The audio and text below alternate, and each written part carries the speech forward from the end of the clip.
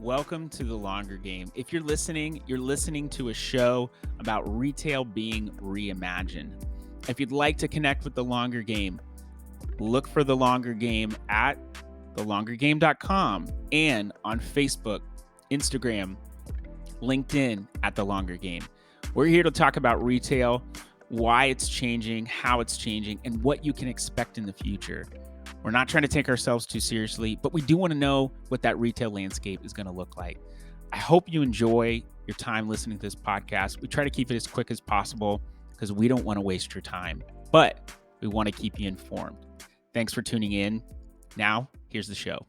The Longer Game, where we talk about the future of retail. Retail is constantly changing, and if you haven't noticed that over the past couple years, you might be dead. So might want to check your pulse. I have two guests here on the show with me today. This is the first time we've actually had three people on the show all together, which is interesting. And so you guys are pioneering in that way, at least with this small podcast. But we have Ben and Oliver from Checkpoint International. And I'm going to allow them to talk more about their company and what they do because it's so unique. And there's a lot behind sourcing when it comes to anything that goes into any retail chain, whether it be brick and mortar, whether it be an e-commerce store, Amazon, Walmart.com, it doesn't matter, where it's going. It originates from somewhere. And Ben and Oliver have pretty much made themselves experts on China on-demand sourcing. So Ben and Oliver, co-founders, welcome to the show. Tell us a little bit more about how you guys got started with Checkpoint International and, what's led you to become these experts, to be the experts on sourcing and what the supply side of things. Yeah, thanks, Michael. Good to be with you. Thanks, Mike. Ollie, do you want to get started? Or do you want me sure. So, Ben and I both come from a manufacturing, quality control, sourcing background. I've been in the Greater China area, so originally in Taiwan and then mainland China. Since 2012, originally in sourcing capacity, sourcing automotive components, and then in third-party quality control, so in inspection business mainly. So basically helping importers to check their products that they get manufactured, not just in China but all throughout Asia. Originally more traditional retail supply chain, so importers that would supply to the likes of Target, Walmart, those other big box retailers, and then in more recent years, more and more obviously e-commerce, Amazon sellers, and direct consumer brands. Is this something that you would go to school for? How do you get into something like this?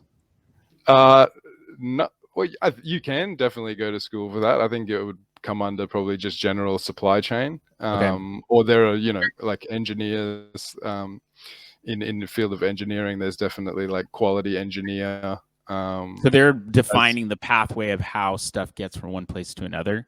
Is that what a quality engineer would look like? No. So that'd be more supply chain. Yeah. Okay, gotcha. So quality engineer would be more sort of probably on the manufacturing or product development side. Okay. But supply chain is about the sort of movement of the goods from manufacturing right through to the warehouse or even to the end customer, to the point of sale, I would say. Because my degree in college has nothing to do with what I'm doing now. I got into school and kind of just wanted to get out. I was very fortunate to be able to go to college. I went somewhere that was close, and that was the cheapest place. And I ended up majoring in Asian studies, which is very, very broad. And I did it in Asian studies because I took Japanese for such a long time, not fluent at all.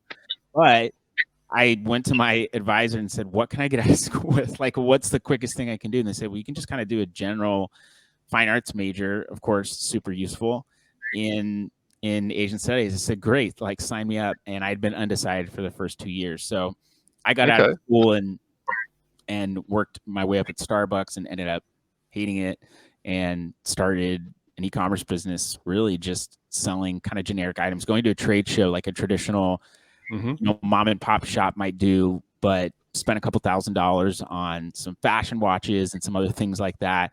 Started selling on eBay, then launched on Amazon. Was able to leave that other full-time job and pursue entrepreneurship full-time, and then got into the services side in 2016, helping brands to grow their e-commerce presence, specifically on Amazon. So I took a very non-traditional path, and that's one of the reasons why I asked you that is, I found things, or things found me, or God just put things in my life in certain places and I picked them up. I did not go to school to be an entrepreneur, which is now a degree that you can get. That was not a degree when I was going to school. So a lot of things have changed. So I was just curious, how you might get into something like.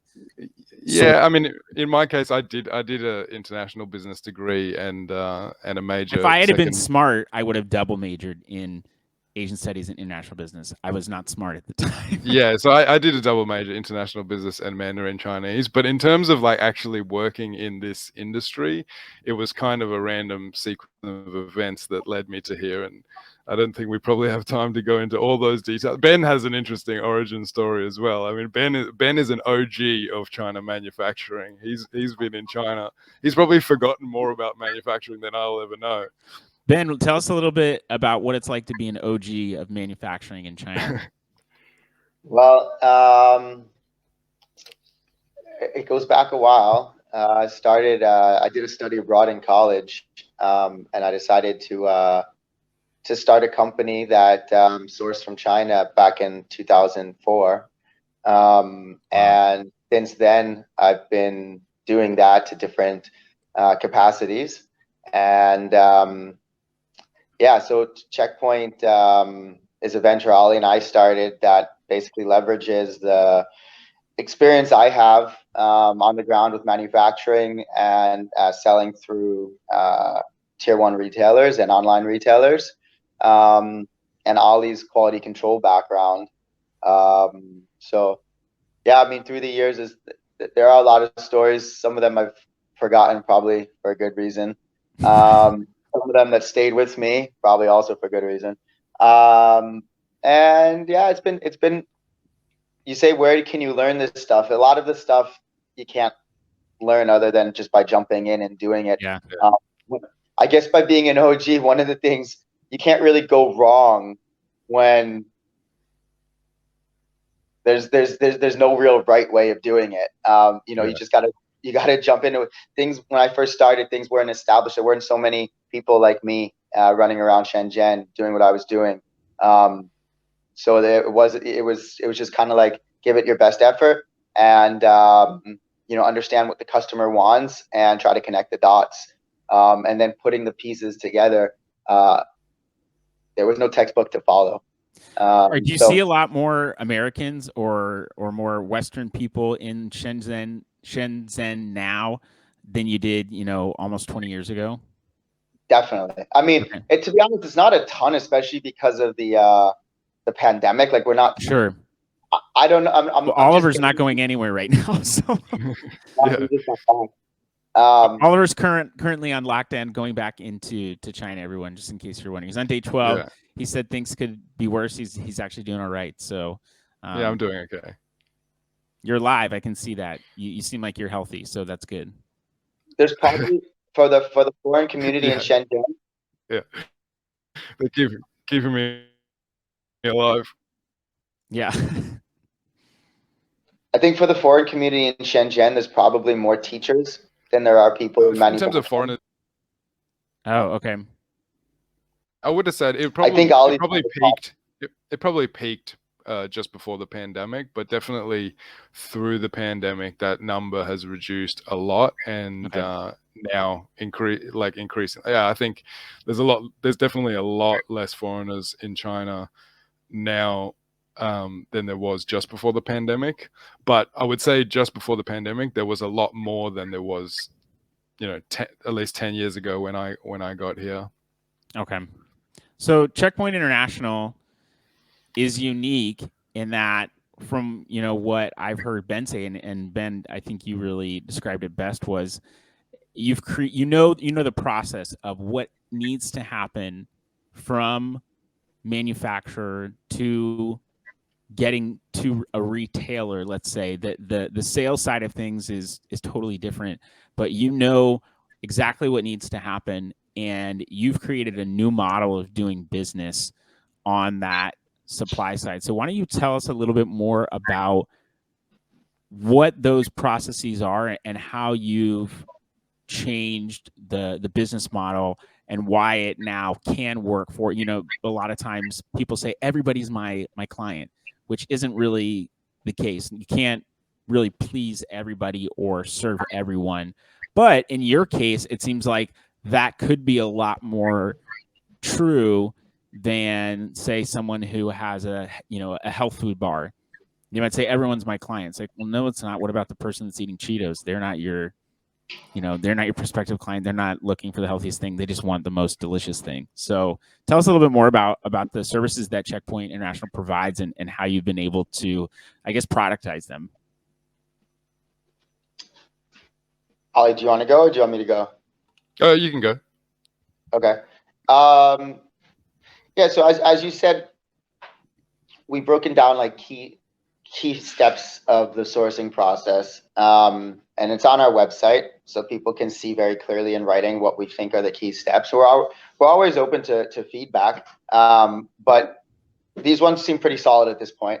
And at each key step, we offer a specific service to address that step. So instead of a traditional sourcing company relationship where you might have an agent that takes a certain commission, or might have a relationship with a factory, which isn't necessarily a bad thing, by the way. Those are fine. They're very traditional. They've been going on for a long time and made people successful. But when you're talking about e-commerce sellers or possibly promotional product sellers that are doing smaller volume, something thousands of pieces or hundreds of pieces instead of tens of thousands, when they're dealing with thousands or tens of thousands and not hundreds of thousands or millions of dollars, you kind of need to recreate the services for that demographic of importer. And with a lot of modern technology and infrastructure improvements, we've put together a way to do that very inexpensively for smaller importers. So for example, we're based in Shenzhen. We'll take a product sample from this is one of the services we offer. There'll be suppliers in China. Possibly the customer reaches out to them. Possibly the customer hires us to reach out to them. And we get a sample and we'll bring it into our office and we'll check it against criteria that the customer has provided.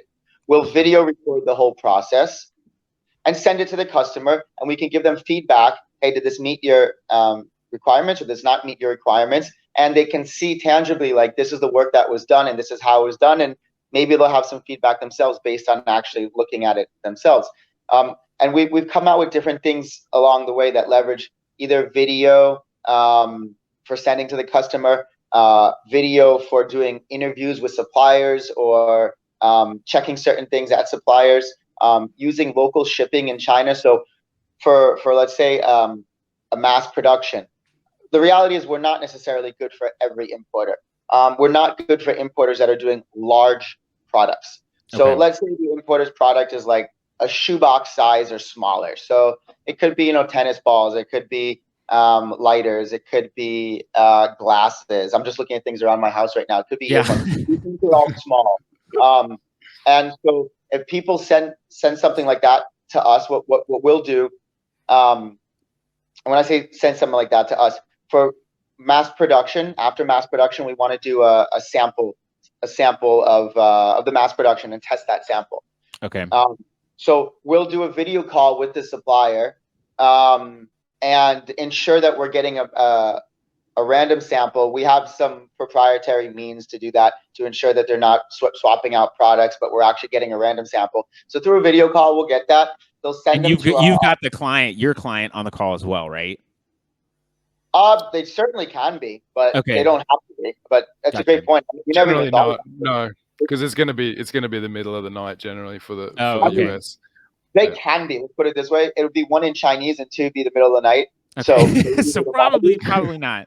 Yeah. But they're more than welcome. Anyway, so we'll ensure that we're getting a random sample because of like the infrastructure in China. You can get things sent really quickly, really fast. Just to put some ideas in there, like if we're doing 30, 40 pounds, let's say 40 pounds, I'm guessing 40 pounds from a manufacturing center in Guangdong province to Shenzhen, also in Guangdong province, you're looking at less than $15 for like 1 or 2 day delivery. How far away is that? I'd say within like a 6 hour drive. Oh, okay. Wow. $15, yeah. You can even like to put things in perspective, getting a sample from Shanghai to Shenzhen, which is a 2 hour flight, you're looking at less than $3 overnight, 2 days, something like that. Like, okay. It's ridiculously cheap. Logistics in China is unbelievable.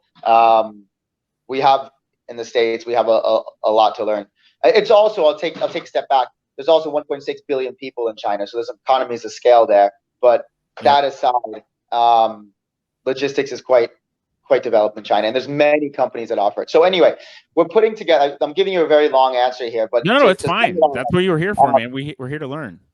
We're putting together a bunch of sort of changes in the world between technology, infrastructure, buyer profile, and redefining what a sourcing agent does. We don't call ourselves agent, we call ourselves optimizers, because we're not trying to take the relationship that the customer has. The customer now can use an online database, or we can help provide direct relationships to the people that are selling the product. We have no say in that. They do their own negotiations. We can definitely give them advice, but we don't want to step in that. A lot of times the customer wants to. They feel like they have control when they're negotiating price. Keep that control. That's on you. We'll just help you along the way at a low cost for key services. How many people work for Checkpoint International? Well, in the management, there's 4, and then there's other people that are doing the actual check-in. Okay, cool. So it's not just. I imagine in order to scale, you'd have to have more people than just yourself and Oliver. Oh yeah, 100%. I mean, scaling is because we're kind of making this into a cookie cutter model. Scaling it shouldn't be tough, because we're not teaching people all these new skills. It's like, you're doing this is how it's done. It's very much like a fast food chain where this is the service you're doing, this is how you do it, this is the service, and the inputs are coming the same way, because we're working with the customers to like give us definitions of like, what Pantone should this be? Where should your logo be? Using like numbers, not like ideas, like it should be around the top left corner, but like specific numbers. No, it's 2 inches to the left, and it's 3 inches from the top. Gotcha. That kind of. Yeah. Okay, but you're probably using millimeters, right, or centimeters? Sure. Well, for the US side, probably not, but for our, you'll convert it. You'll convert it. It depends. Yeah, it depends. Actually, are there some manufacturers that have paired themselves more? Whatever people want. Are there some manufacturers that have paired themselves to be more US centric, I guess, in that way? Yeah, we've seen clients which, and even in the past, I've seen clients that define their specs in inches, like in imperial, and the manufacturers work to that. I mean, they're definitely more proficient in metric, but if they receive a spec in that's not metric, they'll work to that. And that's actually a key point, which is something that we also sort of drill down on with our services, and something that we encourage and educate our customers on, is like being precise when ordering from manufacturers. Time and time again, you'll hear importers, especially like first time or new e-commerce sellers, they'll say, "Oh, I bought a sample and then I placed an order, and then I got the order and there was nothing like the sample." Yeah. Invariably, because they haven't defined a spec or aligned on a spec or a quality standard with the supplier. So normally the samples that are sent are produced, they might not even be made from the same factory. Like, sure, they're also like just sample making processes that, there's a sample department and then there's mass production department. So they may be just like, hey, there's like here's a sample of this product, but there's like 10 different variations of that product that are in the quote unquote sample pile. Yeah, exactly. And I've visited, trading companies where they even have like on their wall, like saying like, get the order from the customer and then go and shop it out to 3 factories for the best price. So like the person that sent you that sample, is definitely not the person who's going to be ultimately making the product. So like, for example, and so having a successful production starts at like being specific and being precise in what you're ordering. And we have actually, like, to help that, we've made a tool which is available on our website. We call it the PO builder, but basically it's a tool that allows a buyer to break down their product into specific details, so like measurements and colors and graphics, like how the product should present. Because right now, if someone were to go to, like, when I think about Amazon, I think about 3 different kinds of sellers. There's a reseller, there's private label sellers, and then there's more traditional brands. Brands are having to get more involved, I think, in the supply side of things, because they're stipulating, this is our product, this is how we want it to be manufactured. We have a certain level of quality that we want to hit. We have a brand that we're trying to create a great name for. Resellers are not really involved with that. They're just going to the brands and saying, hey, the brands or whoever is the distributor, they might be on the supply side of things, but the resellers aren't really there. But there are a ton of private label people that are going, quote unquote, direct to China. And Alibaba's has been a big website where people could go. When I was selling, there was another website called DHgate. I don't know if that's still around, but there's, a couple different websites that people can go to and, quote unquote, source product from. And there are a lot of FBA gurus. I don't like that word, so I'm using it in kind of a derogatory way, but there are a lot of FBA specialists, or we'll help you get your Amazon private label started, and they're telling you about this system. And the part of the system is, go find your product on Alibaba, see if you can sell it for more, and then place an order. And there's so much more to it than that. And I think people are being sold short, or they're not getting the full picture when they think, oh, I can just go and order whatever I want on Alibaba. And for one of the main reasons is what you said, Ali, is, people need to be more precise. And with your PO builder, you're now putting questions in there that people had no idea even needed to be asked. And you're saying, if you want a product, that's going to be in good quality, and that's going to help you have a good reputation, and you're going to get good, reviews on this product. Here are the questions that you need to be asking. And I've noticed that, in running my agency, Cartology, there are a lot of times where someone comes to us and says, hey, we put our product on Amazon and it didn't sell.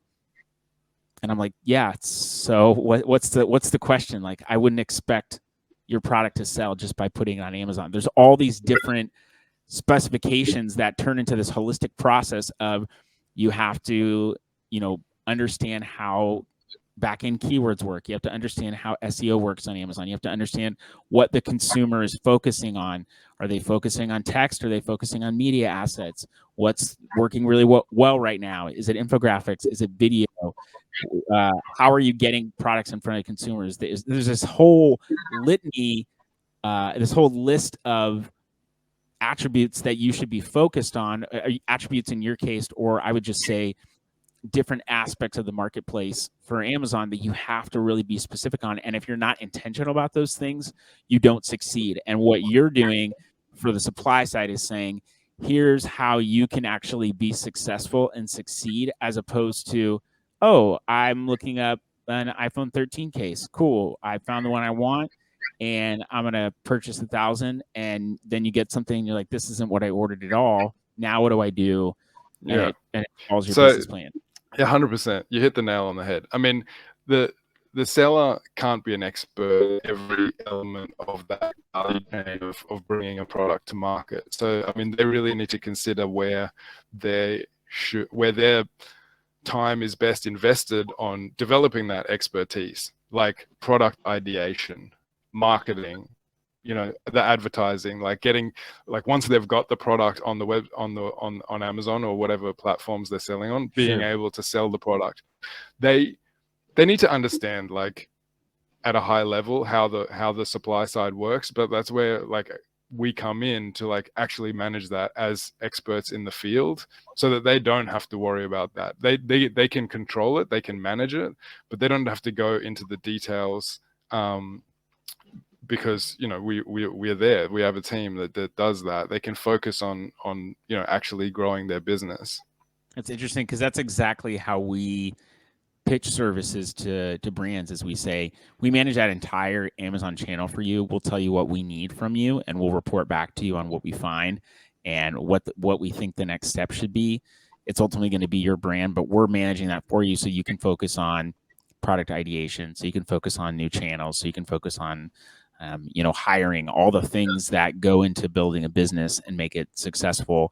We're taking some of that off your plate and just becoming that team for you. And that's one of the things that I think has changed over the past definitely decade, is a lot of people, I would think, would start a business and think everything needs to be in-house. Like, we have to do everything in-house. Like, you think about a big design agency or big creative agency, they're thinking we have to be able to do everything in-house, or they have a lot of stuff in-house, but they also have offshore people that they're sending a ton of stuff to, and it's coming back, for they still are doing a lot of things in-house.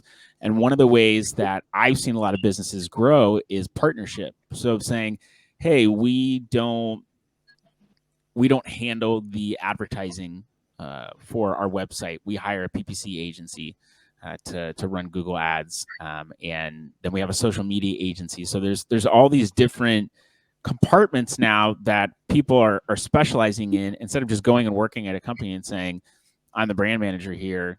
There's now all these different pieces that are coming together, and you are a piece of that, an important piece of that puzzle, that's allowing someone to say, I don't have to have an internal sourcing department. I can now go to Checkpoint International and say, I want to sell this item. What do I need to do? Yeah, exactly. What would you cheaper. Much cheaper. So the price point for a lot of your services are, I remember when Ben and I initially discussed and talked about Checkpoint International, I mean, super affordable. We're talking about, in some cases, a couple $100 for certain services. No, it doesn't.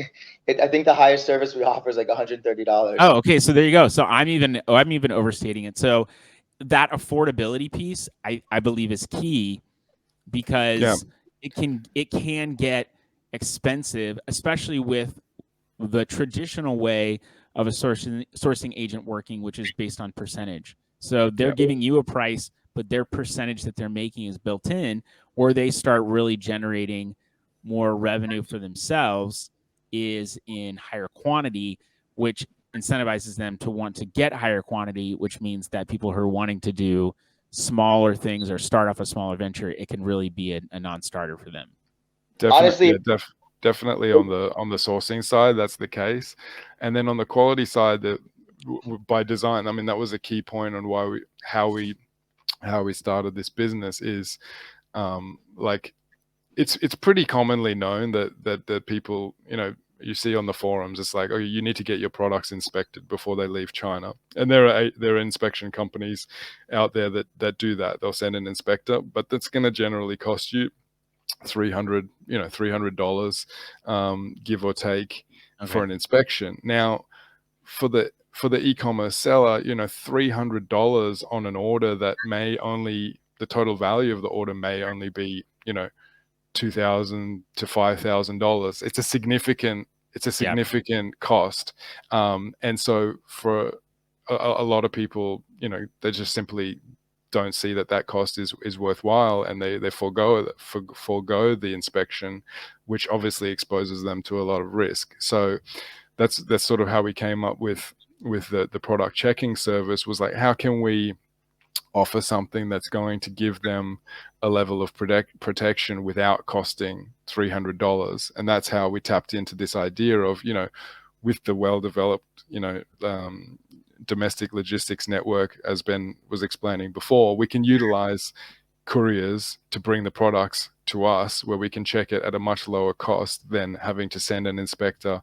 on a train out to a factory, potentially staying a night in a hotel, where there's a fundamental cost there, which is why the inspection costs $300.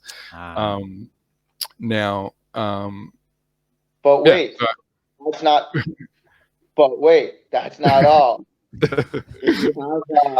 When you have an inspector that goes to a factory in the middle of wherever they are, away from the head company, away from the customer, it's industry standard.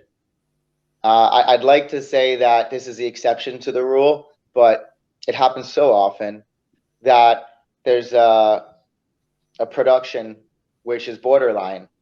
And because of relations between that specific inspector and the people at the factory, whether it's free lunch or whether it's a little bit of money or whether it's a gift or something extra where they're earning what we say, wow, but it's, it happens in so many different industries. It happens, yeah. I mean, China, it's China. Things like this in China probably happen at higher and lower levels, but we can't be so surprised in America. Like, we're not immune to this kind of stuff either. It's just it doesn't happen at that level as much, but certainly it's not possible. The only problem is that you have one inspector who really, every day they're doing an inspection at a different factory for different clients on different products.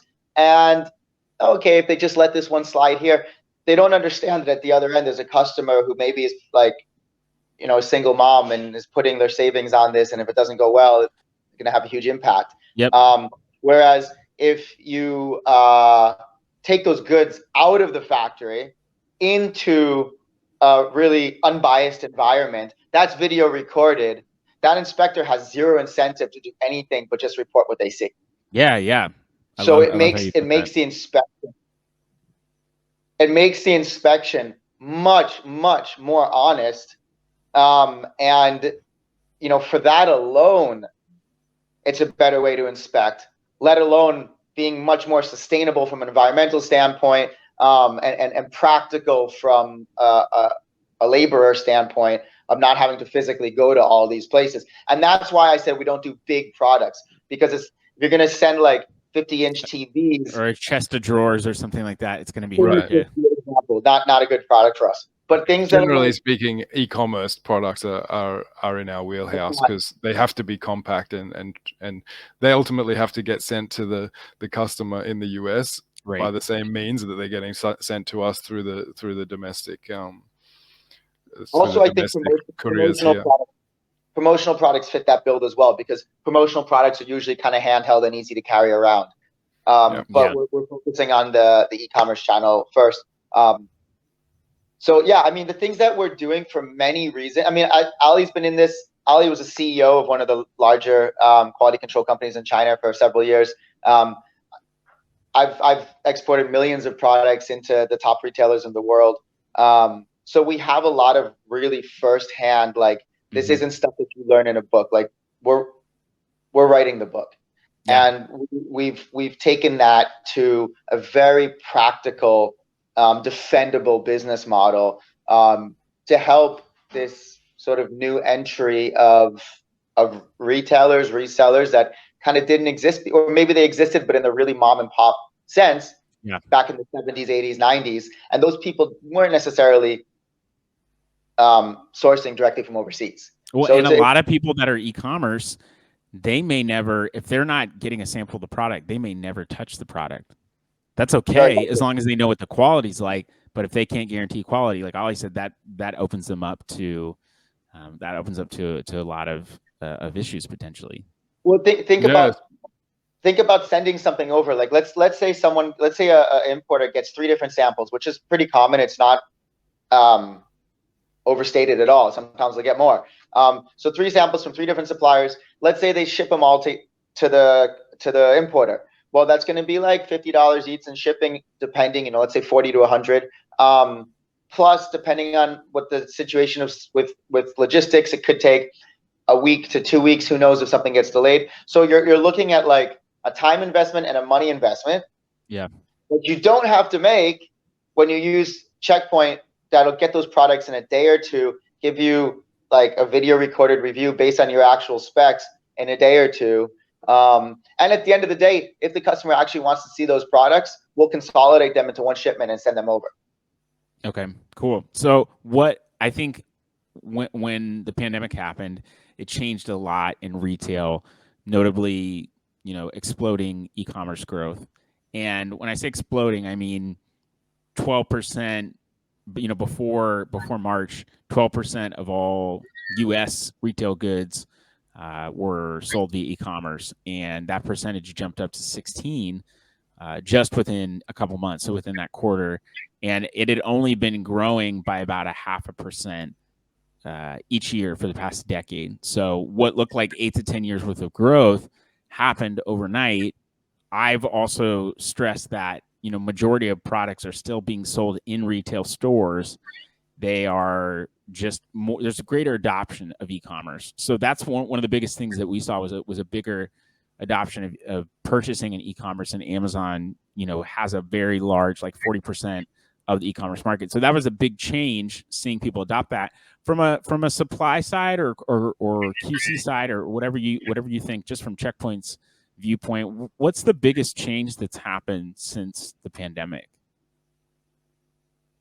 Unpredictability of lead times. Okay. And why is that?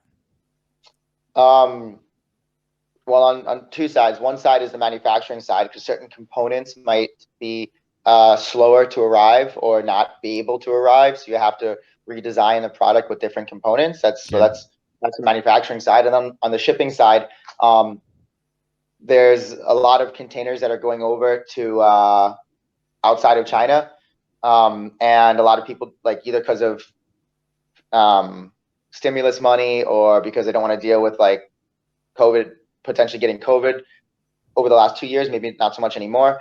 They didn't want to like bring back the containers. So like there were ports and like domestic shipping companies where they just didn't have enough workers, and containers weren't coming back, or containers weren't getting cleared off of ships fast enough. So you had like a backup of ships at the port. Yeah. And so those two sides, one on the manufacturing side and one on the shipping side, both contributed to make like unstable lead times. Yeah, I mean there's still, I can't go anywhere with Ollie is in China, but Ben, you're back here in the States, correct? I am in Canada right now, but in Canada. Okay, that's kind of like a U.S. state, close enough. Yeah, so I can't go anywhere without seeing a help wanted sign. So have you seen anything change in that regard? Have you seen any kind of pickup in, ships being able to dock and actually get stuff off the boat, or are we still kind of dealing with things at the height? I think, the shipping situation has definitely relaxed a little bit in the last couple of months. I think they've cleared most of that backlog. Particularly, it was particularly around LA port. Okay. And I think also, from what I understand, in the more traditional retailers, they warehouses are full in the US. I think that they, post-COVID, there was all this demand and they placed a lot of orders. Warehouses filled up, and then going into 2021, I think demand reduced and supply has increased. So what I understand is that warehouses are full, like retailers are sitting on a lot of stock in the US right now. Maybe they freaked out a little bit and ordered a little bit too much. They over forecasted potentially. It could be a factor. Yeah, it could be a factor. But I think just the initial, It's kind of I still don't quite understand it. Like, you would think that when the pandemic hit, people would be worried about their job and less likely to spend their savings, but it didn't seem to be the case. People were just buying stuff like crazy. Yeah. But then I think probably into 2021, maybe the demand reduced a little bit, while retailers were still stocking up. Well, And prices also, on things have gone up now in 2022 on certain things. I mean, namely like a lot of food staples, but even products where they can't, like Ben was saying, you have to re-engineer a product because you can't get a certain piece of something, and so that cost has gone up with that product. And it seems like, I don't know what people are actually spending, but that could be a factor to why there's also still buildup now. yeah, and another factor would be, like, in 2020, the retailers would have placed a lot of those orders, more than 6 to 9 months in advance, based on normal conditions. Okay. And then a lot of brick and mortar stores were closed for long periods of time, and a lot of those retailers didn't have significant e-commerce channels to get those goods out. So they're continually receiving more stock and not having any way to sell it out. Gotcha. Would have compounded that, and that's what we see now is a result of that. Yeah. So Checkpoint International people, I'm talking to the people in the audience, not you guys now. Checkpoint International is the name of the business. You can definitely find them on their website at checkpointintl.com. But Ollie and Ben, if someone wanted to reach out to you guys directly or wanted to connect with you, where would they go? Obviously, Ollie, it would be a hotel in China in 9 days from now, once you're out of quarantine. Take a flight to China. And then you quarantine yourself Yeah. for 21 days. So it actually would be at least 3 weeks until they can see. But yeah, where can people find you? Where can they reach out to you? Yeah, so on our website, www.checkpointintl.com, we also have a Facebook page, LinkedIn page, and you can also find Ben and my LinkedIn's through the homepage as well. Cool, and we'll link a lot of those into the description of this video as well.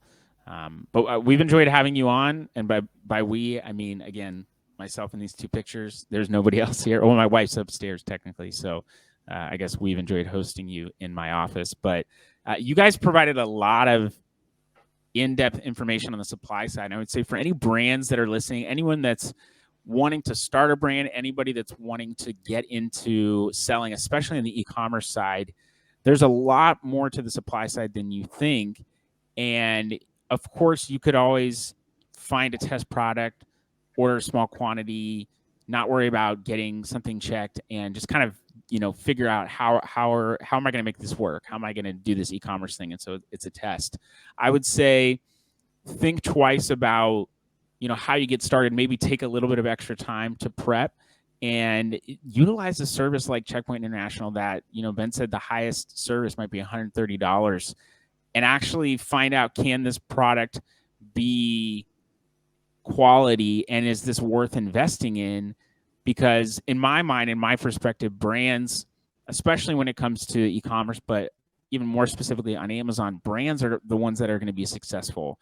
Resellers are becoming less and less because it's a race to the bottom on price, and there are a lot more retailers or brands that are starting to take over their own presence because resellers have not taken care of reviews or things like that. They've just kind of said, well, it's the brand's product. It isn't good. It's not our fault.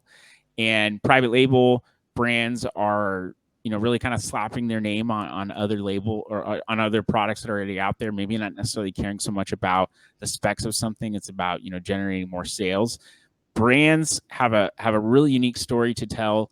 And that's why we love working with brands specifically, because they want more equity from the customer. They want the customer to invest in their brand, both emotionally, but and financially. And so they've got a lot more on the line, but they've also got more opportunities to tell that story. And people are starting to care, I believe, more about that story. It's not just, I only drink Coca-Cola now. There's plenty of other options for people to find something that they like, whether it be based on cost, whether it be based on branding appeal, what the brand supports, any of those things. So people, there's a lot more to sourcing and supply side of things than you think. So make sure you're taking that into consideration when you are thinking about starting or growing a brand. Thanks, Ben and Oliver, for coming on. We appreciate having you guys. Thanks very much, Michael. All right. Well, that's been The Longer Game, where we talk about the future of retail. That's the end of the show. Goodbye. Thank you for listening to The Longer Game. We genuinely appreciate your time. And if you want to connect with us, please reach out to thelongergame.com. You can fill out a contact request form there. You can also find us on majority of the social media platforms, except for Twitter. That's the only one that we're not really on. This show is brought to you by my agency, Cartology. We're helping brands accelerate growth and become profitable on Amazon. If you'd like to know more, go to thinkcartology.com, fill out a contact form, and we'll get on the phone. That's what it's all about, connecting with you and building a relationship. This show is also brought to you by ArchDevOps. They are the ones that are helping make all the logistics of this podcast happen. We are so thankful for them. If you want to get your podcast up and running and you want to automate as many things as possible, go to archdevops.com. That's ArchDevOps.com. and reach out to them. They can be super, super helpful. Thanks for tuning in. I hope you have a great rest of your day and be blessed.